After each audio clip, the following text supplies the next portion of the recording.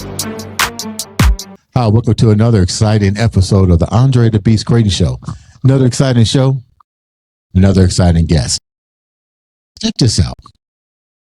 Imagine a relationship. We all want it. We all strive for it. But there's never been a recipe for success in relationships. I know we look at our parents, we look at loved ones, and we say, how did you do that? I even look at my baby sister and her husband. I'd be like, how did you guys do it? Because I've seen the ups and downs. And I often said to myself, is there really a success to this? And more importantly, imagine you're a little bit more mature in age and it's taking you a long time to kind of figure it out. And when you do, you go, wow. Today on the show, we have a young lady who, let me put it like this, restructured generational family dysfunction, reorganized the way in which she dealt with codependency, re-examined how she dealt with life in general. Let's welcome to the show, Barb. I'm going to make sure I get this last name right. Nangle. Nangle. Close enough. Everybody mispronounces it for some reason. I don't know why. Nangle, like dangle, like mangle. Yeah, Nangle. Yeah. It is show. How you doing, baby girl? I'm good. How are you? I'm doing great. Before we get started, tell a little bit about who you are before we go down this beast mindset story of yours. Okay. Well, currently, I am a boundaries coach, speaker, and podcaster. I'm also a woman in 12-step recovery. In those programs, I identify as an adult child codependent and abstinent compulsive overeater. And I am a resident of New Haven, Connecticut, which is a small urban city. And if you had ever told me when I was growing up that I would ever live in a city, I would have never believed you, because I grew up in like rural suburban areas and I loved it. But I really love New Haven. I'm also a pretty spiritual person. My business is actually called Higher Power Coaching and Consulting. And what's wild about that is I was an agnostic until I was about age 37. So those are just some bits and pieces about me, but I'm happy to go into detail on any one of those. Let's start here. It took a 12-step program to identify these traits that you possessed. Why was therapy introduced to you? Oh, God, yes. Yeah. I started therapy when I was about 15, Andre. So I was 52 when I got into when I got into recovery. So that's 37 years. And I wasn't in therapy that whole time, but very close. I also read a gajillion self-help books and did seminars and retreats and workshops and workbooks and spiritual, like you name it. And the way I think of it, Andre, is that all that stuff like scratched the surface of the iceberg of my life, whereas recovery melted it. And it was pretty astonishing to me after a lifelong of personal development and commitment to growing and changing, how much I learned about myself in recovery, and almost none of it ever came up before. So for me, the 12 steps are where it's at. I know that that's not true for everybody, but I feel like I heard somebody say the 12 steps of recovery are an amazing technology for human change. And I love that phrasing, it's an amazing technology for human change. Let's go back a minute. Why did the therapy not work for you? But before we go there, I'm going to focus on some things so people can understand where we're going with this situation. We're dealing with generational family dysfunction. So let's start there first. What was the dysfunctions that you was dealing with? And let me use this word again. Generational. Yeah. So this ain't some shit that just all of a sudden surfaced. Generational. Yeah. So it's multiple generations. And, like If you had asked me, did you grow up in a dysfunctional family? Yeah, I probably would have said yes, but I had no idea how dysfunctional it was. So we're talking about substance use, mental health disorders. We're also talking about a lot of dishonesty, secrets. I was probably 10 when I figured out that my dad was cheating on my mom. Around that same age, I found out that my mom secretly smoked cigarettes, which may seem benign, but when you find out that your mom has been hiding something and then basically had us kids collude with her and hiding it from my dad, that is poisonous. Like we say in recovery, you're as sick as your secrets. Everything in my family was about my dad and whether he was happy or not. So my mom was like the quintessential codependent. I really don't know what happened in my mom's family, except for that, she was one of 6 and she grew up on a farm, and, that's a lot of kids. My dad's mom was a hypochondriac and his father was an alcoholic. He was one of those quiet, calm alcoholics, however. He was not, like a brutal, violent, loud alcoholic, but and then my grandmother, who was a hypochondriac, was orphaned at age 8. And actually her mom died, but her dad just took off. So she and her siblings were distributed to different people and weren't brought up together. And on my grandfather's side of the family, I don't really know what happened there, but he was an alcoholic. So the shit rolls downhill. Let's just put it that way. And I wasn't aware of, I knew that these things happened, but I wasn't aware of the significance of them until I got into one particular 12-step program. It's called Adult Children of Alcoholics and Dysfunctional Families, or ACA. And I didn't know that I qualified for this program. I was in another program and went to one of these meetings and went, oh my God, this is me. And it turns out it's a trauma recovery program where you reparent yourself and you use the 12 steps to recover, and absolutely transformed my life. What were some of the dysfunctional things that you was displaying? Because like you said, a lot of times, yeah, Andre. because a lot of times what happens is, and we hear that word a lot now, dysfunctional family, but I tell people, look, I'm not a doctor nor a therapist, but I'm like this. Our parents are only as good as the tools that they were given.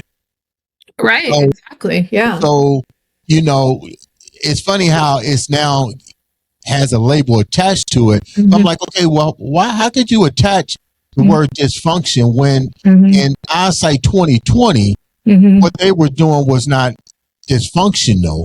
Well, it was. That's how they programmed. Yeah. And how they learned.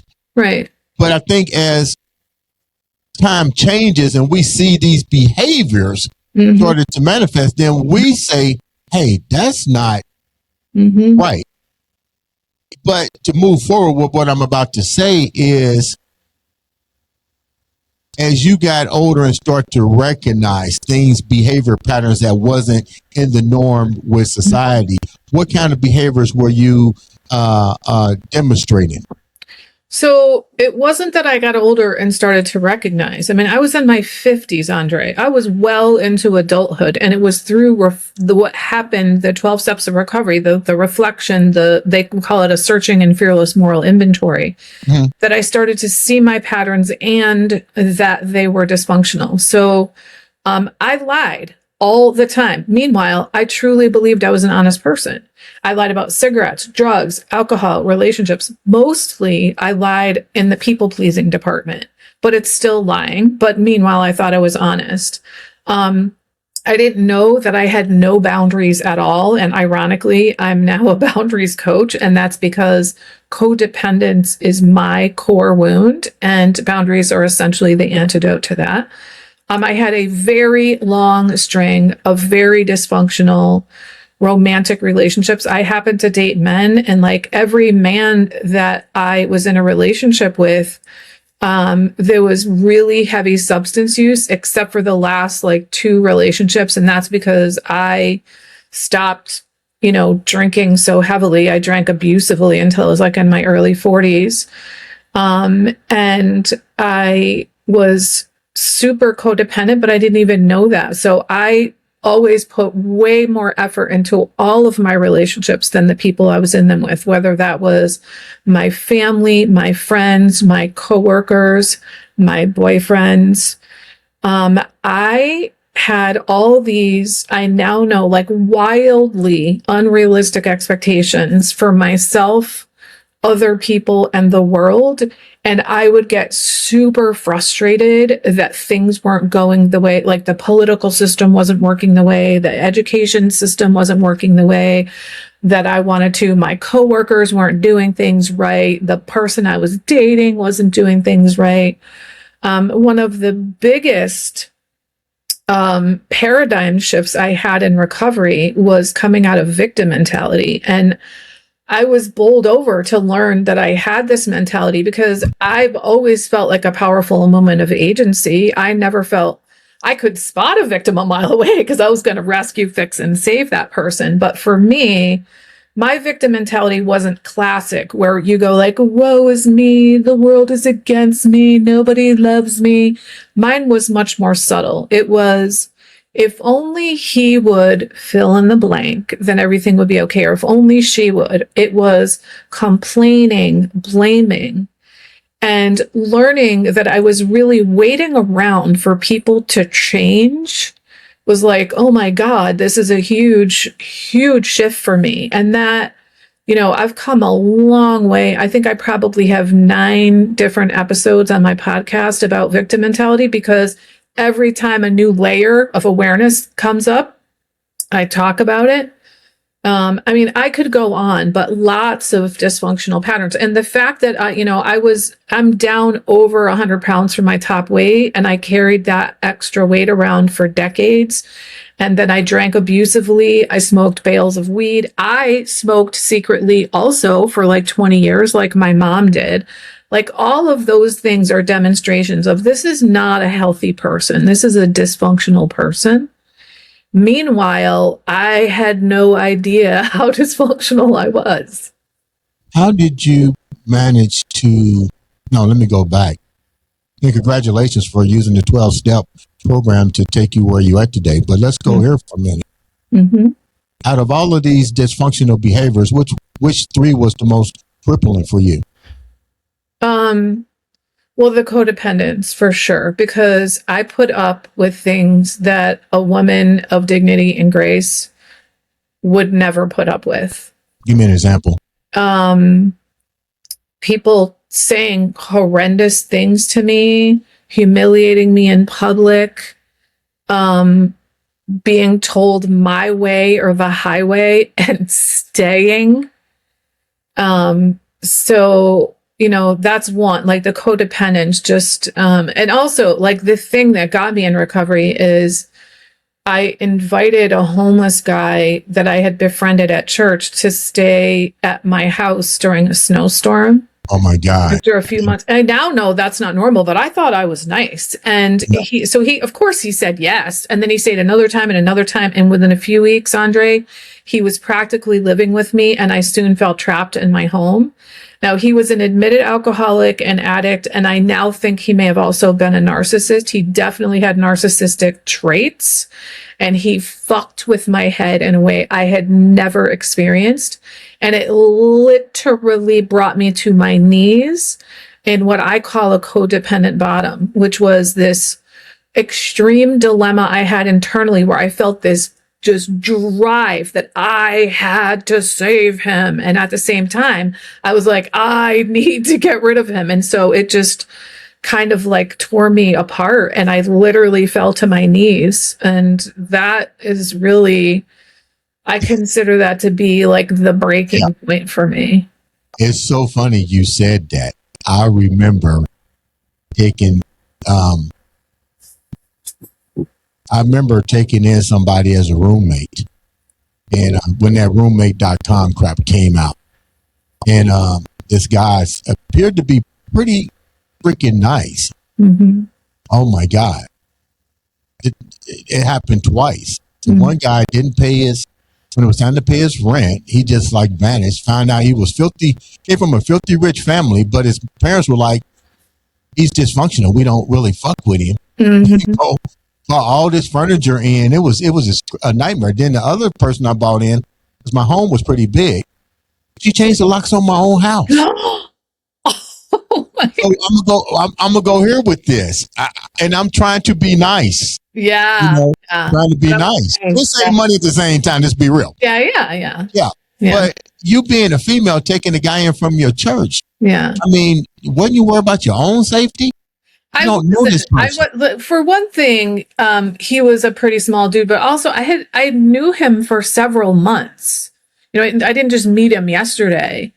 And, we had become pretty friendly. And actually, right around the time he came to my church as a parishioner, I had volunteered to run a project serving homeless people. And I felt like it was like, oh, God bringing me a homeless friend to help me understand better the plight of homeless people, so that when I'm running this project, I'm not serving the homeless, I'm serving homeless people. And he actually was very helpful in that regard. So it never occurred to me to fear for my safety.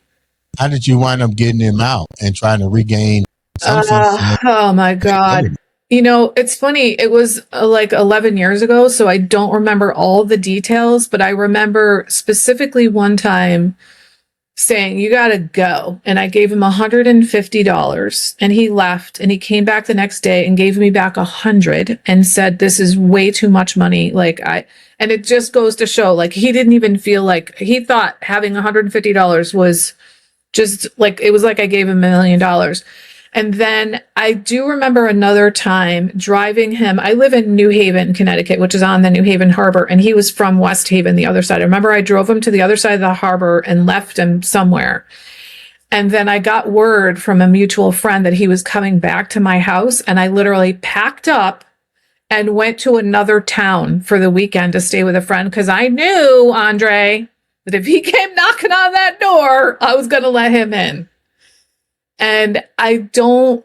Yes. Okay, stop. What? Okay, you was gonna let him in. Why? Because you wasn't fully. You had your own issue. As fuck. That's why. Okay. Okay. I get it. I'm gonna say, were you not? Okay, so I get it.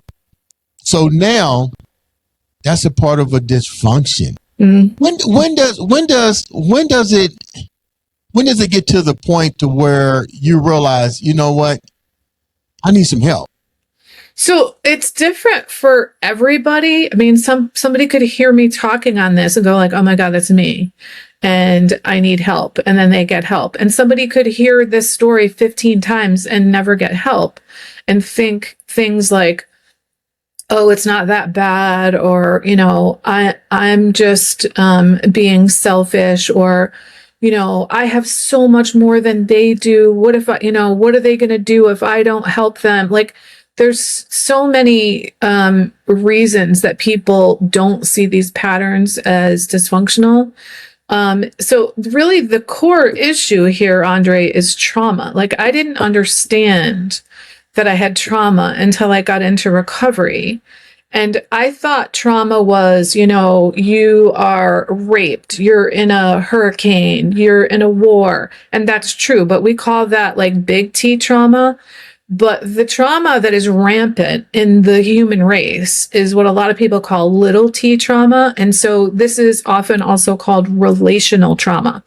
So this is where I call it like the drip, drip, drip of emotional invalidation. So, another way that I've heard it expressed is trauma results from unmet needs. I know my first 6 months in recovery, I kept being like, what is this trauma stuff? Like, and I knew that I really objectively did not have it as bad off as many of the people that I was in the recovery rooms with.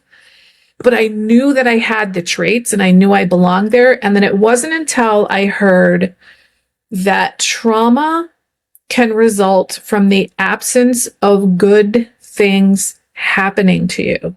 I was like, oh, okay, that happened.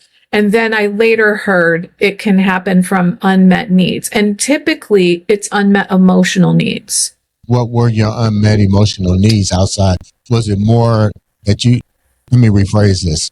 What were you missing in the child in your developmental years? Well, I was missing. So I just want to make a little caveat here. Like, I know that my parents did the best that they could. It wasn't good enough, but it was all that they were capable of doing. And I intellectually understood that before recovery, but I really emotionally came to understand that and have a lot more compassion for my parents now than I ever did before. But it was, my parents not really understanding child development. It was, my father being incredibly self-centered. Like, for me personally, Andre, one of the worst things my father ever said to me was, "Do you want me to give you a reason to cry about?" And like, when you're 5, you don't even understand how the world works. And so, like, I'm 5, I'm crying, and you're telling me that I don't have a reason to cry. And it's like, it's crazy making for a kid. He said to me, "I'm gonna knock you into next week." And I remember thinking, oh my God, he's gonna hit me so hard, I'm gonna fly through time. And like, I knew that it was bad, but then I got older. I was like, oh, he's going to hit me so hard that I'm going to be knocked out for a week, and think like that. So trauma can happen from the threat of injury and from witnessing violence. It doesn't even have to actually happen to you. So that it's like a lack of safety, a lack of emotional safety, a lack of physical safety. Being teased, being humiliated, having sarcasm, not understanding what's going on, like, my family had all these secrets, and somehow I knew without anybody telling me, we're not going to talk about the fact that you're 10 and you've already figured out dad is cheating on mom, which means mom must know. Nobody had to tell me, don't talk about this. So I had internalized, there are things going on that I perceive that I know that it is not safe to talk about. So that's just a few examples. What about your siblings? So I have a brother who is 1.5 years older than me, and I had a brother who was 8 years younger than me. He happens to be deceased now. And so they were just part of it, like my older brother and I, he actually happens to be upstairs right this very minute. Until just about 1 year ago right now, he and I weren't talking for several years, and we recently reconciled and reconnected and have done an enormous amount of processing about the past. We've both apologized to each other. We've made amends to each other. We've cleaned up. We both were like, I've been lying my whole life, and here's some lies. But what I can see now is I literally, like, I always felt like, with my brother. And I don't mean physically, though he did, he always read, he always had a book in hand, and he would basically take the spine of the book and like hit me on the head with it. Like, that hurts a lot, even if it's a paperback. And I remember telling kids as a teenager, I practically have calluses on my back from my brother punching me in the back all the time. So, something was up with him. He was bullied also. So then that's, that makes sense that he would bully me. And then, my younger brother, we used him as like basically a little slave. Like, he worshiped us and we took advantage of it. And also I will say, my older brother is, a sober alcoholic. He's been sober for 30 years. My younger brother was bipolar disorder with psychotic tendencies and also had a substance use disorder. That doesn't come out of nowhere. Like, all 3 of us have addiction problems, that's not from nowhere. Did your situation, different forms of addiction, ever really put you in harm's way that was pretty much life-threatening for you? Life-threatening. I drove drunk a good jillion times. I got arrested for it when I was 22. Oh my God. Yeah, I drove drunk like all the time. So yeah, not only did I put myself in harm's way, I put other people in harm's way. I also were you able to rational think? Yeah, obviously. People don't continue to drive drunk without rationalizing it to themselves. but you're rationalizing that you can handle it. Yeah, like it's not that bad. Like when I got arrested, I was glad because I was hammered and I was about to get on the highway. I was literally like, I mean, thank God they arrested me. I can't even imagine what would have happened. And then I proceeded to drive drunk for years after that, by the way. Yeah, I'm not proud of this, by the way. But now. No. I'm not here to judge. I'm just listening. But listen, I will tell you, I'm not ashamed of it anymore because I'm not her. Right. That was a broken, troubled woman, and I am healed now. I am not that person. So I don't have any shame about it. And I think it's important to talk about this stuff. Like I remember one night a few years ago, I was driving on my way to a 12-step recovery program, and there was someone who was very clearly drunk driving in front of me, and it scared the bejesus out of me. And I slowed way down so that when they crash, I'm not going to hit them. And I was so freaked out when I got to the meeting because that could have been me being the driver. Mm-hmm. Check this out. Usually in a 12-step program, you have to make amends, so to speak. Mm-hmm. What was the toughest amends for you that you had to do? The toughest. So I don't know if this is the toughest, but this is what's coming to mind. So this is what I'm going to share. Okay. So I realized through the 12 steps of recovery that there were a couple of people that I actually bullied. And I mentioned my brother was bullied. My brother was bullied his entire childhood, but so badly in 4th and 8th grade that the school got involved. And this is back before bullying was on the national agenda. Like if you got bullied, it was your fault, is essentially how people acted back then. So I knew about bullying, and I was shocked to learn that I had bullied people. One of them was a girl that I went to school with, and one of them was a woman that I worked with when I was like 19, 20 years old. And I'm ashamed of that. You know, I'm not now because I know that I'm not. Recognize that you bullied this person, right? And like, what was the self-reflection? So, well, it's like the 12 steps of recovery are 12 different steps that you take. And it's mainly, for me, it was mainly step 4, where you're asking, like, where were you like selfish, self-seeking, dishonest, afraid, you know, all these other different qualities. And it's pretty hard to not see, oh shit, that was bullying. You know, I owe amends for that, you know, so that's what occurs to me. I don't know if that was the hardest. And I think also like making amends to oneself is really hard, because what that entails is changing your behavior, your long-standing dysfunctional behaviors. But you had to change a whole lot of behavior. Oh my God, yes. So let me go here. This is what I told my therapist, Steve Cooper, when I went to him. Great therapist, and Dr. Ross Santa Maria, 2 great therapists. But I remember telling Steve Cooper this. I was like, don't feed me a whole bunch of food, because I'm not going to be able to process. I'm regurgitated. Mm-hmm. You recognize what my trauma stems from. Mm-hmm. You taught me how to understand other levels of trauma that people have. Mm-hmm.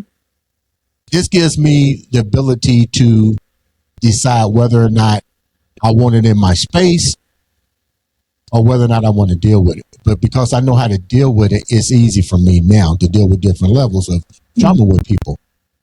But he gave me steps to do that. And I said, I remember saying, let me pick out the most difficult one for me. And I remember telling him, if it takes me a year to get that one thing right, that's good. Then give me the next one. Then give me the next one. Give me the next one. Smart. With that being said, out of the 12 steps, what was the one that was the most difficult for you to really say, I got this? Because this is what usually happens. I see this on television. I've never been in a 12-step program. Mm-hmm. A lot of relapse happen off of one of those steps. Mm-hmm. What was the one that you had the most difficult time? So, I mean, it has to be step 4, take a searching and fearless moral inventory of your life. And I want to say something about what you just said, which is that Go right ahead. a lot of relapse happens from that. So here's my understanding of that. So when you're in addiction recovery program, like Alcoholics Anonymous, Cocaine Anonymous, Narcotics Anonymous, even Overeaters Anonymous, which I'm in, step 4 is to find out what you did or are doing. And that's really important to clean that up. When in my ACA program, the trauma recovery program, it's more about what happened to me than what I did. I get at what I did by way of what happened to me. So here's an example. What happened to me is that I grew up in a family that engaged in indirect communication. If you had a problem with someone, you did not talk to that person. You talked to everybody around them, and you didn't talk about the behavior. You talked about the person. Okay. So what I did, Andre, is that I gossiped. Now, I didn't know that. I worked for the same boss for 19 years at Yale University, and I talked negatively about her behind her back for 19 years. And I was shocked when I got in recovery to learn that's gossip. Now, I'm not dumb, but that's the definition of gossip, like negatively talking about someone behind their back for years on end. But to me, I was just complaining. I was just commiserating. I was just getting corroboration. You don't need 19 years of corroboration from colleagues. And so I learned in ACA that I gossiped, but I also learned where it came from. So it takes away some of the guilt and shame. Whereas if I had been doing the 12 steps first in Overeaters Anonymous, I wouldn't have been able to look at my family of origin, the patterns of behavior that I was taught, because you're taught in the addiction recovery programs, you're selfish, self-seeking, dishonest, and afraid. And that's all true, but it comes from somewhere. So in ACA, we're like, you're a product of your environment. Now, Right. one of the things that it says in the AA Big Book, which is the fellowship text for Alcoholics Anonymous and many others, is that we need to get down to causes and conditions. And the causes and conditions are typically intergenerational family dysfunction, which results in trauma. So if you have trauma, if you have been shamed your entire life and you do this searching and fearless moral inventory and you find out, oh my God, I've done all these horrendous things, you use it as ammo to beat yourself up instead of learning to grow and change. So one of the most important phrases I learned in recovery was this: this is info, not ammo. This is information for me to learn, integrate, and grow from. It is not ammunition to beat myself up. But I learned in ACA, I am a product of my environment. I still have to stop the gossiping behavior, but understanding where it came from takes the onus off of me as a defective human being, but rather as someone who was a product of her environment. And so I'm much less likely to relapse when I understand that than if I think, oh, you're a piece of shit, that's why you gossip. Makes sense. Why do you think therapy wasn't a good fit for you, or did you combine therapy with the 12 step?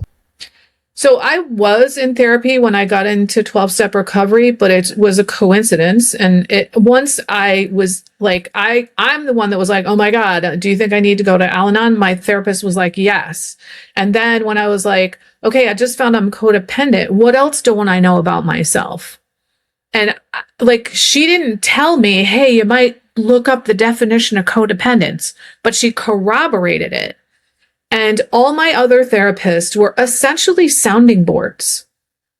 I got some good questions from time to time. They asked fruitful questions from time to time. I remember one time a book was recommended to me that was helpful, but mainly they just listened to me, for some of them for years. I've had a couple of therapists for 5 years. I had one for 7 years. That seems, now looking back, that seems crazy to me. And literally none of the things that came up about me in my first 2 to 3 years in recovery, none of them came up in recovery. Now, I will say, I was not telling the whole truth to my therapists. I was getting ready to ask But that. I also know nobody does. Transparent. Right. Like, I'm not the first person to not tell the truth to my therapist, but the truth, the things that I was telling them, there was lots of evidence. Like, for example, the gigantically long string of dysfunctional relationships. Right. Let's go here. Let's talk about that for a minute. Okay.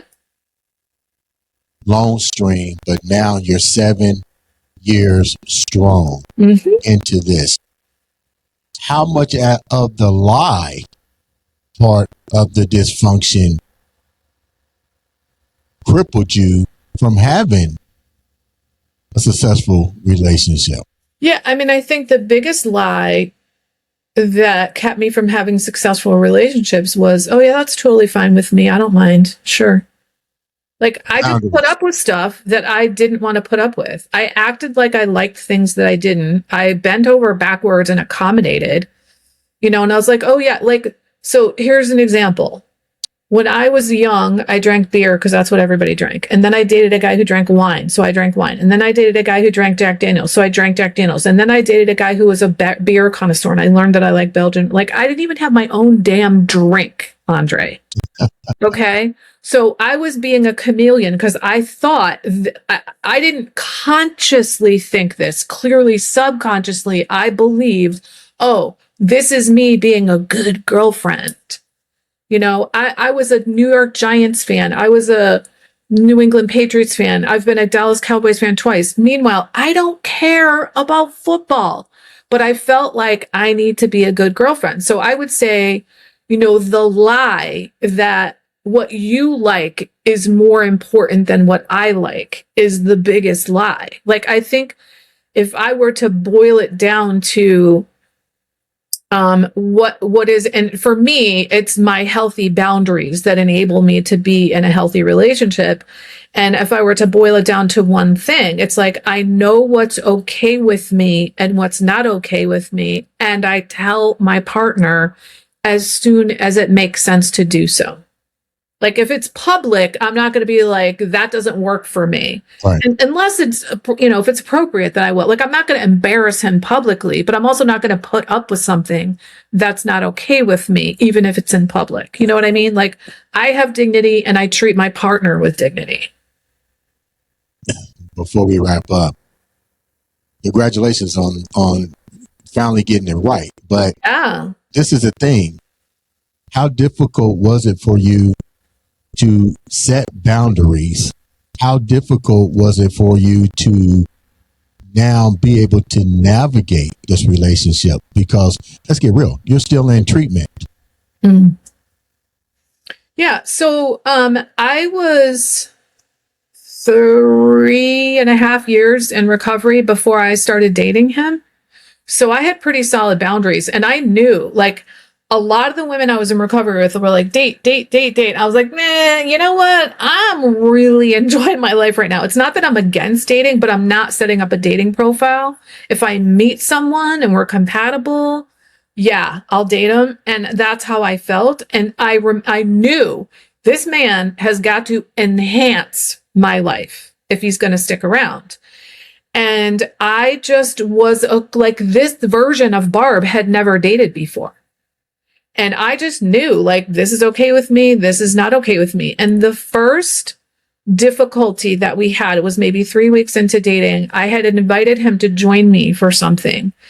And he didn't text me back until 10 p.m. that night when the event was over. And I texted him back and said, I'm feeling really unsettled about the fact that you didn't text me back until now. Can you help me discuss this with you tomorrow? And he was like, yes.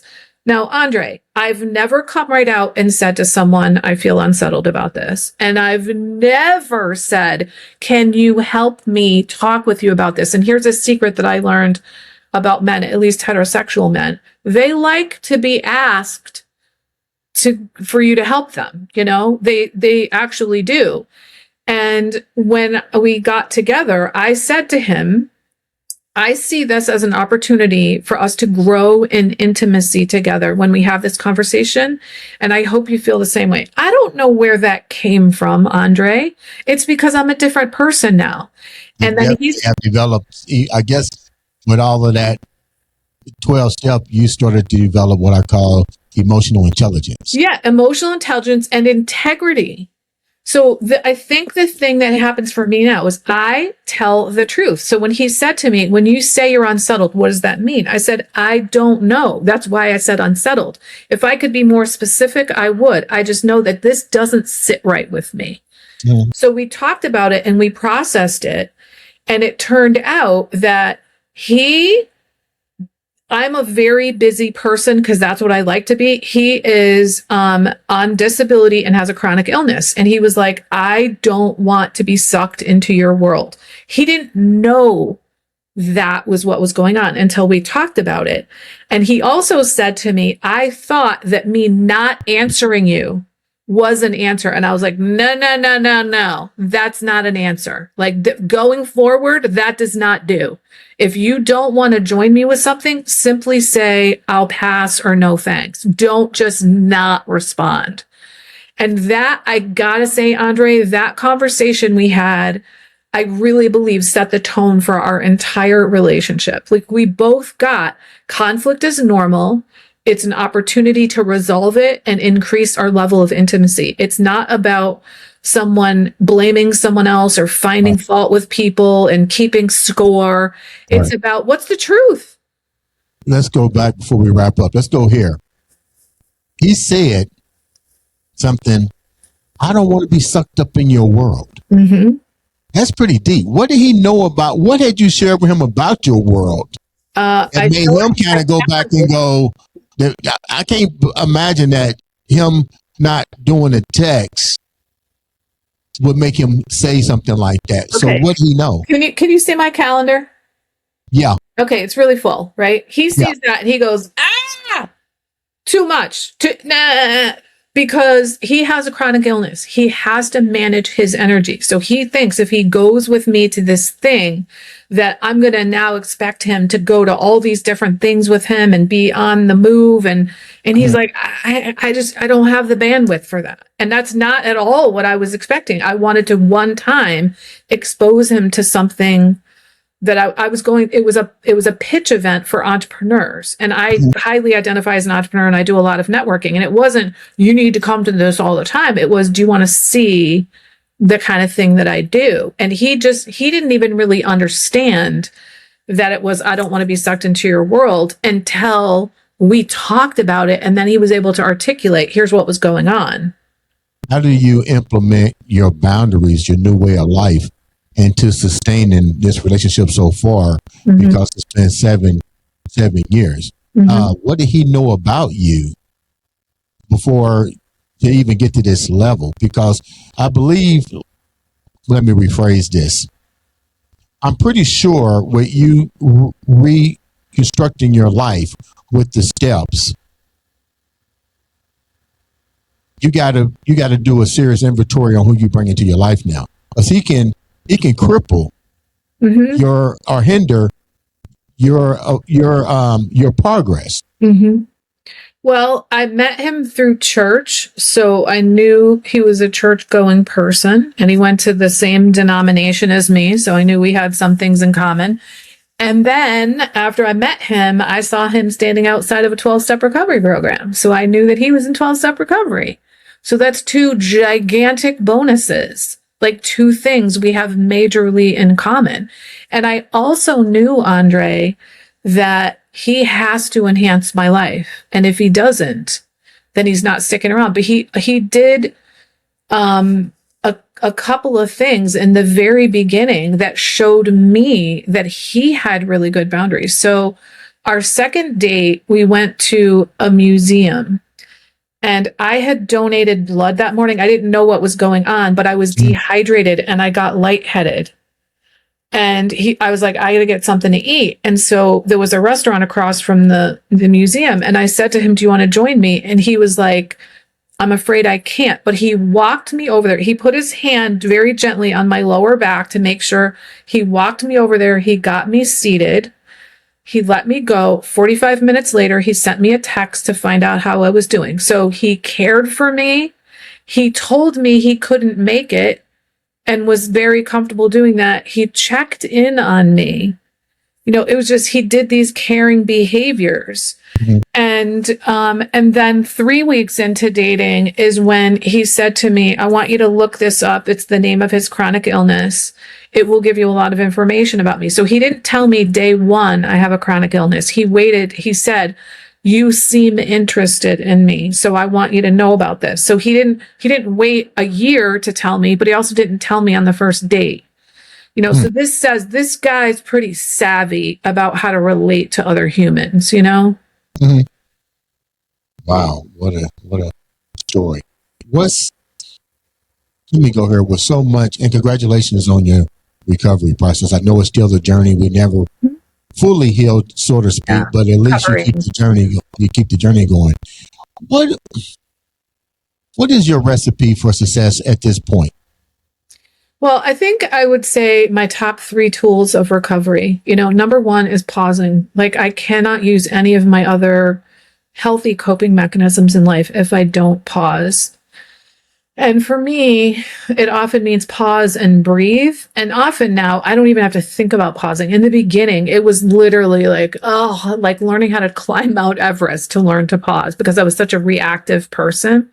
So it means that I'm able to slow down and breathe. My body can just calm down, come out of fight or flight mode. My body can understand I'm safe, which means I can think clearly. My second is reaching out for help. As an over giver and rescue and fixer and saver and people pleaser, asking for help is no, because people come to me for help. So not only do I ask my higher power for help, I ask other people for help. And I asked the right people, because one of the reasons that I didn't ask for help is that when I was younger and I would ask the wrong people and I would get burned. And now I'm like, oh my God, I love help. Help is awesome. And then my third most important tool of recovery, and this is because of me being a codependent, is keeping the focus on myself. And I mean that in a variety of ways. One, I ask, what do I want or need in this situation? I never used to ask that. It was always about what do they need? Is this my business? I was constantly in other people's business and giving unsolicited advice and blah, blah, blah. Now I'm like, you know what? It's not my responsibility. I'm happy to help people and I still do, but I help people now strategically rather than at the drop of a hat. I do it by choice, not by compulsion. And I do it after filling my cup first. Wow. I also keep the focus on myself by asking myself, if something isn't working out the way I want, what's my part here? Instead of automatically assuming the other person did something, I'm like, what could I do differently to change this dynamic? And then another, my favorite way of keeping the focus on myself is taking really good care of myself. And I mean, when I said filling my cup first, right? What fuels me? So it's not, self-care to me isn't like you go and get a massage once a month. I mean, that's great. It's daily. What do I do daily to fill my cup? So for me, it's prayer, meditation, exercise, journaling, that kind. I do a lot of reparenting stuff too. So, it's pausing, reaching out for help, and keeping the focus on myself are my top three tools of recovery, and have been since the beginning. Wow, that is so beautiful. You know what? I am so proud of you. I think Thank you. Such a beautiful story. I think I never realized that the 12 steps can work in a situation like what you've just went through. And my hat says off to the 12-step program. Yeah. It's 200 12-step programs now. The first one was Alcoholics Anonymous, which most people know. But now there's a recovery program for so many different things, not just physical addiction, but things like codependence, Debtors Anonymous, Gamblers Anonymous, all kinds of stuff. So with that said, like I said, my hat's off to the 12-step program. I think that's great. I'm glad that it worked for you. How can the viewers reach out to you and know more about your program and if they just want to contact you? Sure. So since they're already listening to a podcast right now, they can hop on over to my podcast, which is called Fragmented to Whole: Life Lessons from 12-Step Recovery. It's on all the platforms. My website is higherpowercc.com, and I have tons of free and paid, both inexpensive and expensive resources on healthy boundaries for personal boundaries, romantic boundaries, workplace boundaries, family boundaries. I'm going to be, I don't know when this is coming out, I'm going to be doing a boundary boot camp. I do that 3 times a year. And then I used to be on other other social media, but now I'm really only on LinkedIn at Barb Nangle. Sounds like a winner. Thank you so much for taking time out to be on the show. Definitely love to have you come back. Ladies and gentlemen, make sure you subscribe, like, share, follow. Sometimes all it takes is one click of a button to make a difference in your life and change someone else's. This has been another exciting episode of the Andre the Beast Creighton Show.